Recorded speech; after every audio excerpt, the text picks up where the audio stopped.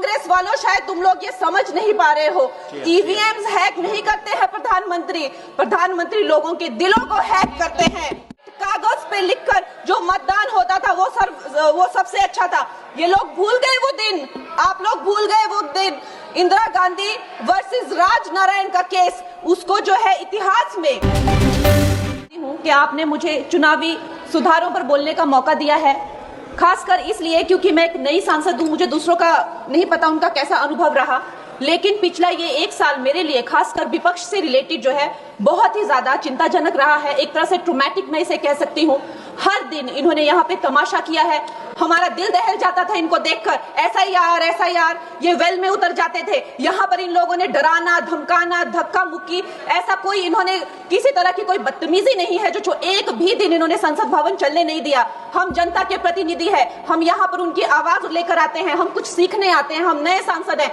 इन्होंने संसद अगर पिछले 2-3 दिन को छोड़ा जाए तो साल पर शायद ही थोड़ा चलने दिया है। एसआईआर कर करके इन्होंने यहाँ पे तमाशे किए, लेकिन अब जब इनको बोलने की बारी आई एसआईआर पे, तो अध्यक्ष महोदय जी, हम देख रहे हैं कि कल leader of opposition Rahul Gandhi ji ने, मुझे लगा क्या खुलासा होगा, हम भी बड़े उत्सुक थे, सारी साल हमने एक ही शब्द सुना है, अब ये क्या ग्रैंड रेवलेशन होगी। लेकिन राहुल गांधी जी जो लीडर ऑफ ऑपोजिशन है, उन्होंने कल जब कहा खादी है, खादी में धागे हैं, धागे में लोग हैं, लोगों के अंदर, उनको जब कहा गया कि आप पॉइंट की बात कीजिए, तो उन्होंने कहा कि मैं अपना फ्रेम कर रहा हूं, मैं अपना आर्ग्यूमेंट फ्रेम कर रहा हूं। और इतनी देर बाद जब वो फ्रेम करके पहुंचे तो ले देकर वो वापस उसी अंतर्राष्ट्रीय मूल की महिला।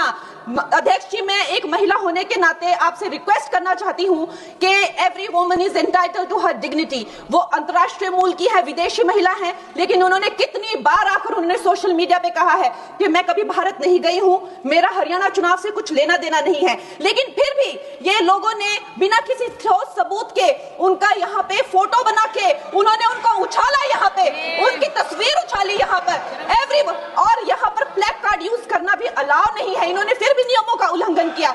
मैं चाहती हूँ सबसे पहले तो मैं इस सदन की तरफ से उन महिला से बहुत ही माफी मांगती हूँ कि इस सदन में बिना कि उनके आजकल जो पर्सनैलिटी राइट्स का भी एक बहुत बड़ा क्राइम होता है, उसके उपरांत उनका फोटो यहाँ यूज किया गया। मुझे बहुत खेद है। भारतीय संसद भवन की तरफ से हम उनसे माफी मांगते हैं। और ये देखिए, महिलाओं का हमेशा ये अपमान करते हैं, लेकिन हमारे प्रधानमंत्री चाहे बेटी बचाओ बेटी पढ़ाओ हो, महिलाओं को शौचालय देने से लेकर, महिलाओं को गैस देने से लेकर, महिलाओं को जो है वो छात्रवृत्ति, न जाने कितनी ऐसी योजनाएं हैं। कांग्रेस वालों, शायद तुम लोग ये समझ नहीं पा रहे हो, ईवीएम्स हैक नहीं करते हैं प्रधानमंत्री लोगों के दिलों को हैक करते हैं।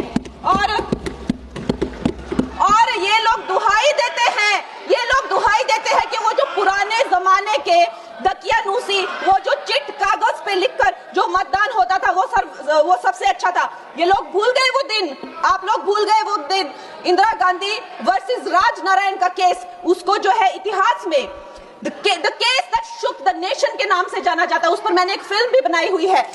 वोट चोरी और वोटों की धांधली के लिए एक प्रधानमंत्री पे एक साधारण से नेता ने केस किया था और उस धांधली में वो पकड़ी गई थी। हर उनका जो आरोप है उसमें सच सिद्ध किया गया था और रातों रात उनको कुर्सी छोड़ने के लिए कहा गया था और रातों रात जो है उनको ये आदेश दिया गया था कि आगे इतने सालों तक आप कभी जो है वो चुनाव लड़ नहीं सकते। ये धांधलियां इन्होंने करी हुई है और ये जो है उस टाइम के बैलेट बॉक्सों को उठाकर ले जाते थे ये लोग, और आज कहते हैं कि इनको ईवीएम्स जो है वो हैक हो जाते हैं। अध्यक्ष महोदय जी, मैं इनको याद दिलाना चाहती हूँ, प्रियंका गांधी जी कहती हैं कि छोड़ो पुरानी बातें, हम पुरानी बातें नहीं करेंगे, हम पुराने लोगों के बारे में नहीं बोलेंगे। तो मैं ये जानना चाहती हूँ कि आपकी जो माता जी हैं वो तो आपकी अध्यक्ष है और इस वक्त की वो अध्यक्ष है। उनकी जो है, आप देखिए, जब उनकी नागरिकता नहीं थी, जब उनके पास 1983 में नागरिकता आई, उसके कितने साल पहले से वो वोट देती आ रही हैं। तो ये जो इनका जो परिवार है, एंटाइटलमेंट से जो ग्रस्त ये इनका परिवार है, ये प्रियंका गांधी जी को भी याद रखना चाहिए। चाहे आपका भूतकाल हो, चाहे आपका वर्तमान हो, आप सब लोग, चाहे ईवीएम हो या चाहे कागज पे लिखा हो, जब आप लोगों के चरित्र में जो है किसी तरह की मर्यादा नहीं है, आप लोगों ने कभी भी इस देश का, यहाँ की कानून व्यवस्था का, संविधान का कभी आप लोगों ने सम्मान नहीं किया हुआ है। और अध्यक्ष महोदय जी, बिहार में जैसे ही एसआईआर लागू हुआ, हमारी सरकार ने जो है कम से कम 60 लाख से ज्यादा अवैध, अब ये जो सारे माननीय वोट कार्ड है, ये सिर्फ घुसपैठियों के नहीं है, कुछ ऐसे लोग हैं जो माइग्रेट हो गए हैं, कुछ ऐसे भी लोग हैं जो इस दुनिया में है ही नहीं, 60 लाख से ज्यादा। और अगर वो लोग जेन्युइन थे तो उन्होंने किसी ने तो रिक्वेस्ट करनी चाहिए थी कि भाई मेरा वोटर आईडी कैंसिल हुआ है। उसके उपरांत जो है 21 नए वोटर आईडी जो है उन्होंने दिए हैं। और इस तरह का एक माहौल बना बिहार में कि आज तक की सबसे ज्यादा वोटिंग जो है 67% वोटिंग हुई। नागरिकों में ये उत्साह जगा कि जो है इस तरह की जो क्लेंजिंग प्रोसेस है वो होना चाहिए। मैं एक देशभक्त होने के नाते अध्यक्ष महोदय जी, मैं ये प्रपोज करना चाहती हूँ कि हमारे देश में जो है हमेशा महीने 2 महीने बाद हमारे जो शीर्ष नेतृत्व हो गए, सारे अधिकारी हो गए, हमारे जितने भी रिसोर्सेज हैं, हम लोग उनको हर महीने 2 महीने में इलेक्शंस में जो है पुश कर देते हैं। इससे हमारे देश का बहुत ही भारी नुकसान होता है।